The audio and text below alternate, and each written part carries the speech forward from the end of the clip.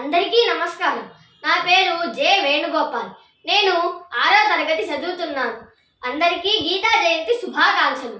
ఇప్పుడు నేను శ్రీమద్ భగవద్గీతలోని 4వ అధ్యాయమైన జ్ఞాన కర్మ సన్యాస యోగంలో 8వ శ్లోకం అర్థం భావం చెప్పబోతున్నాను. పరిత్రాణాయ సాధూనాం వినాశాయ చ దుష్కృతాం ధర్మ సంస్థాపనార్థాయ సంభవామి యుగే యుగే. అర్థం సాధూనాం సత్పురుషుల యొక్క, పరిత్రాణాయ పరిరక్షణము కొరకు, దుష్కృతాం దుష్టుల యొక్క, వినాశాయ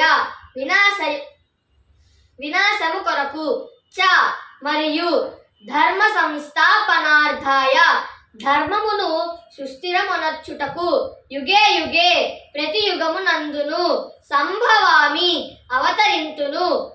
భావం సత్పురుషులను పరిరక్షించుటకు, దుష్టులను రూపుమాపుటకు, ధర్మాన్ని సుస్థిరముగా ఉంచటానికి నేను ప్రతి యుగంబునందును అవతరించదను అని శ్రీకృష్ణ పరమాత్మ అర్జునుడితో చెప్పెను.